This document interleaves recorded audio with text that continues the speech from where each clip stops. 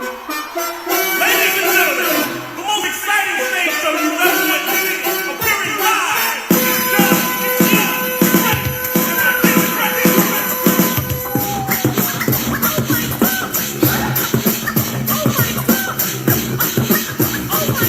It's Excuse me, Dougie Fresh. Yes! Have you ever seen a show when What's going on? What's going on, guys? Time for the show. I hope you're ready. Woo! Got a lot to go over. So it's the Week 5 recap, Week 6 previews video. Want to start off right away with the highs and lows. First off, congratulations to DJ Roderick with the high of 157.56 points for the week. High score of the week. And for the low, I think for the second time this year already, Shut Up Fool Caesar with the low of 67.02. Pretty high scores all week, all around. Kind of seems like, kind of see what teams are good and what teams are trending the right way and what teams are trending the wrong way. Unfortunately for myself, I'm trending the wrong way. But as every week, oh baby, a triple! the triples, Oh, yeah. baby, a triple. Triple digit scorers was 8 of the 12. Dumbledore's Army, Bice's Blitzkrieg, Auntie's Favorite McPickle, Repent My Son, Ice Ice Baby, Eastbound and Brown, DJ Roderick, and Brendan's Bold Team. Mostly everyone scored 100 points except the 4 of us who lost. Yeah, everyone lost, scored under 100. So congratulations to you hitting up triple digits, all you guys. On to the game of the week. Well, I gotta tip my hat to him. Gotta give credit where credit's due. Omar, your team's finally looking good. 2 back-to-back wins, and one of them was against none other than the formerly undefeated, self-proclaimed champion, Dave. Another one bites the dust. He's down now with his first loss, and that only leaves one man standing, the champion, Dumbledore's Army. So he's the last one, 5-0. Everyone else has had a loss. And I don't mean to toot my own horn. Well, let me get into this new part now. This new thing I'm going to do every week. The Jackass of the Week. The Jackass of the Week goes to the person who not just left points on their bench, but left points on their bench that could have won them the game. Some people get beat by 50 and you leave like one player did 20, 30 points, still would have lost. You leave points on your bench and you could have won, and it was like an obvious choice. Like, let's say you sat Drew Brees and you played Andy Dalton, or you sat Kenyon Drake and you played, I don't even know, Derrick Henry. Yeah, so that Jackass of the Week, this guy right here. I could have taken down the champ. Could have, should have, would have.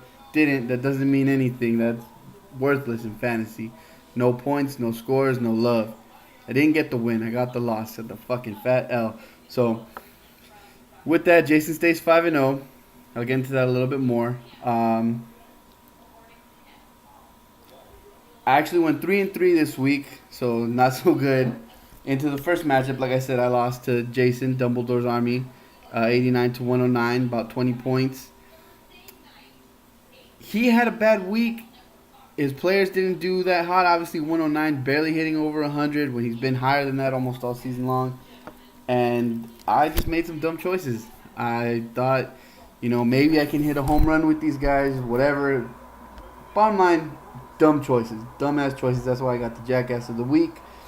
And I lost. To the upset of the year, maybe. I know it's still early in the season, but still, Omar defeated Dave 107-123, 16-point victory. Self-proclaimed champ took a lick, and let's see what's going to happen. Actually, I'm not one to judge stupid trades, bad trades, horrible trades, because I've done them all. Hardly ever does a trade go in my favor. Does it go my way? I think you might have gave up on Kamara just a little bit too soon. I feel you on the Le'Veon Bell situation. He might get moved out. I mean, I can see why teams would take him, even though if it's only a 1-year rental. But if you're that close, a great running back could make it work. I still would have held on to Kamara maybe a little bit longer. But again, talking to a guy who traded away Odell Beckham for chump change. So that means nothing. Again, kudos to you, Omar. 2 wins back-to-back. Your team looks good. Not great. Just good. On to the next match, Ray versus Mike. I went for Ray on this one. He won 109 to 85. Jay Ajayi done for the season. Adrian Peterson dislocated his shoulder, not his legs, which we thought would all give out. But for Ray, Kareem Hunt and Robert Woods came through big. Robert Woods had a big game earlier in the year, but maybe this one was probably because Cooper Kupp and Brandon Cooks went out with possible concussions. So, I mean, you never wish anything bad, but that probably worked in your favor. Michael Thomas had a bad day on Drew Brees' record day for Mike. It's kind of unfortunate. So Mike now on the downward spiral. Ray on the up and up, 2 wins back-to-back also. Congrats to you. The next match was Cade versus Joe. I believe I went with Cade on that one. I went with Cade, and Ice Ice Baby put it in, got the win. 122 to 98, 24-point victory. Todd Gurley went off for 3 touchdowns, 30-something points. Eric Ebron from the Colts, 27 points. I wonder what jackass dropped him. I think that was me. Ingram got you 20 points, Cade, on the bench. And Kiki Kuti, whatever his name is, Kiki, 14 points on your bench also, Cade. You just picked him up. You should have put him in. He was hot, man. You go with the hot hand. You were the runner-up for the jackass. Had I not lost, I could have won big time. You could have maybe snuck in the win with those 2 guys. Only 24 points. That would have been just 34 right there. So depending on who you would have subbed them out with, you probably could have had that victory. So you were the runner-up for that. That's what I'm talking about. Leaving points on your bench when you could possibly get the win, that qualifies you for the Jackass Award. So Joe, good, congrats to you. On to the next one. Brian 147 to Caesar 67, 80-point ass whooping. That was the beatdown of the week. I knew Brian's team was gonna win. Well, I predicted Brian's team to win this one. I called that Cincy defense. Antonio Brown finally had a good game. Brady looking like a champ. Yeldon yet again in the absence of Leonard Fournette. Holding it down, got you over 20 points. And Caesar, you had 4 players with less than 5 points. Got to make some moves, man. You don't got them now. Look in the waiver wires. Try and make some trades. Try and make something happen because you're falling fast. Not looking good for your team at all. I mean, I know we have the same record, but I think I got a little bit more fight in me than what you have. I mean, put something together, dude. It's not over yet. On to the last matchup, the shit talkers of the week. DJ Roderick and Brandon, 157 to 102. 55-point victory. Aaron Rodgers, OBJ, David Johnson, and James Conner. Those 4 alone could have beat you, Brandon. Those 4 alone had more than 102 points. What happened to your super team? What happened to all these moves you were making? We're going to finally come through, and your team was finally looking good. Gordon and James White were the only ones worthy on your team. And Roderick, let's see if you get some wins actually strung together instead of 1 here and 2 losses in between. Because a squad like that, and you're barely on the list for making the playoffs. Again, I know it's early, but still, you want to come a little harder than that, man. So that's it for this past week. Like I said, I went 3-3. Not a good week. Not a horrible week though. I really didn't see Omar pulling that one off. Again, I always got to go with myself. I'm always not going to pick against myself. And Joe with a nice upset on that one too. So let's get into the week 6 matchups. So now I'm playing Cade Ramirez's team. He's projected to win 120-98. Again, my team, I got a bunch of scrubs. I got a bunch of things I'm trying to make happen. Trying to hit a home run with a few players, and I got my solid players. And Drew Brees is on a bye, unfortunately for me.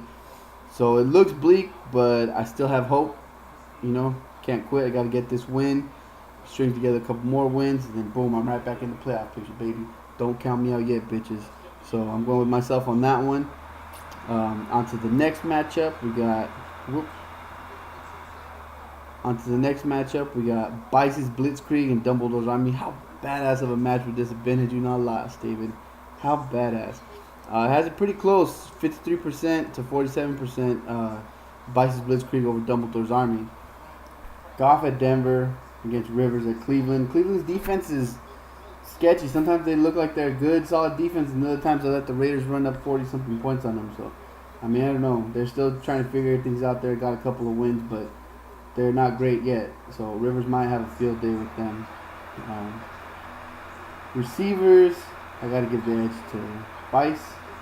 Running backs, Elliott and Mixon, definitely got to give it to Dumbledore's Army there. Tight end, Jimmy Graham, obviously over Austin Hooper.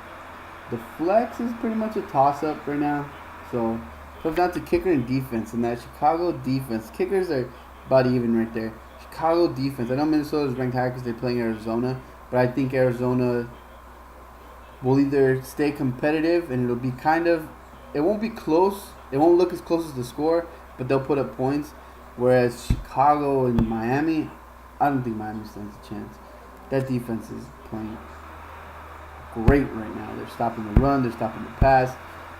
Khalil Mack, I mean, Raiders, I was stupid for letting him go. But either way.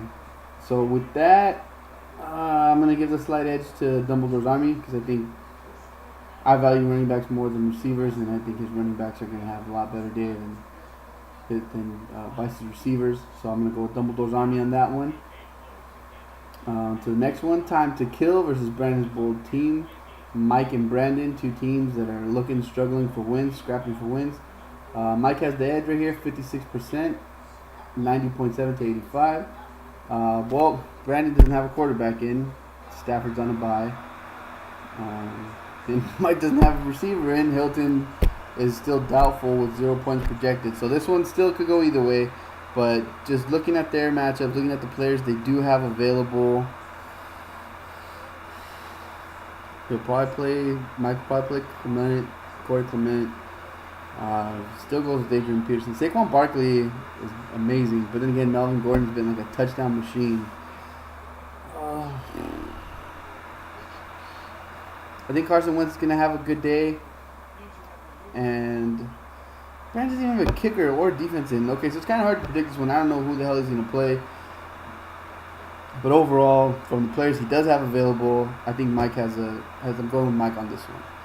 So, Brandon, what's your lineup, dude? Fuck.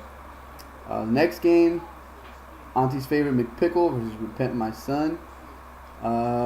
This one's a close matchup too. It has it 51% for Omar's favor over Ray. Jameis Winston, I don't know how I feel about Jameis Winston. I know there's a lot of hype on him and everyone's going crazy about him. I don't know, man. I had him last year, and I don't know that he's miraculously gotten so much better. Cam Newton at Washington, I think that's better matchup than Jameis at Atlanta, even though Atlanta's giving up all kinds of points. Receivers, edge to Ray, Julio, and Robert Woods. Running backs, it's kind of a toss-up because Aaron Jones hasn't been given the amount of plays that he'd need to get solid production. He's been like more of a flex than an RB2. Freeman's still kind of playing hurt. They didn't really unleash him last week, so that one's kind of a toss-up. Tight end obviously goes to Ertz. I'm going to go with Cam just because I don't believe in Winston. I'm going to go with Ray on this one. I think Baldwin and Winston are going to be your downfall. But again, this is going to come from guys 1-4, so take that with a grain of salt. So I'm going with Ray on that one. To the next one, Eastbound and Brown, Ice Ice Baby. This is probably the second best matchup of the week. Tom Brady at KC. Will they finally be able to stop them? KC plays different. New England plays different after the month of September. Things get dialed in. They start playing, New England style football and start just harassing teams. So we'll see how that goes. We'll see if Kansas City runs all over them. Matt Ryan versus Tampa Bay. I was watching highlights earlier of the Bears Tampa Bay game, and Mitchell Trubisky was tearing them apart. So I think Matt Ryan's going to go nuts in this game. I wouldn't be surprised if he put up 40-plus points in that one. Jordan Nelson, Antonio Brown. Mike Evans coming back. Again, Atlanta's suspect, but so is Jameis Winston. Running backs, so like Gurley and Howard. I would go with those two. Tight end, questionable. Kelsey's a better tight end. On this one, I'm going to go with Joe, Ice Ice Baby. No disrespect, Brian. I think he has the better matchups this week, and I think his team's going to do better for that reason. Overall, better matchups. Again, Brown and Brady probably put together like 50 points for you, but I think overall he has some nicer matchups there. On to the last game, the game of the week.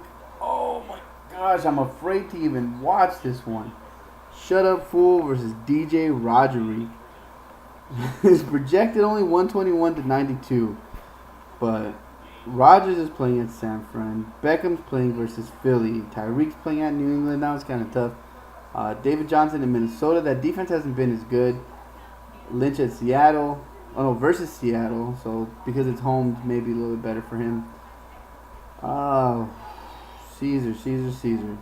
Tevin Coleman, Tariq Cohen, Sterling Shepard. His team kind of looks similar to mine. He has like one or two good players, and the rest of them, he has to hit home runs on all of them. All of them have to hit home runs for him to be able to get this victory.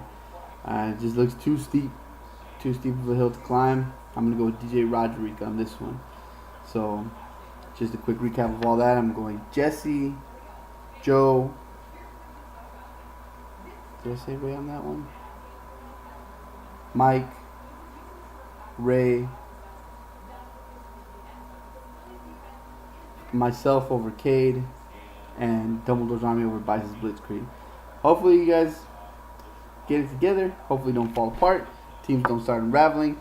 Like I said, everyone's still in it. It's not over yet. It's not done. Not by far. Still a lot of games to be had. So, good luck to everyone, except Cade, because I'm playing you. I hope you lose. Again, throwing it out there to anyone who wants to join me in the video. I could always use a co-host. I work swing shift right now, so get at me. We'll figure something out. We'll work something out. Doesn't have to be Tuesday. Doesn't have to be Wednesday. Just try to get it in before Thursday. And I hope you guys enjoyed the video. Let me know what you think. The message board's there. You guys have been cool posting everything to the message board, letting Brian get involved. So let's keep it up. Keep the shit talking going, and I'll see you fuckers next week. Peace.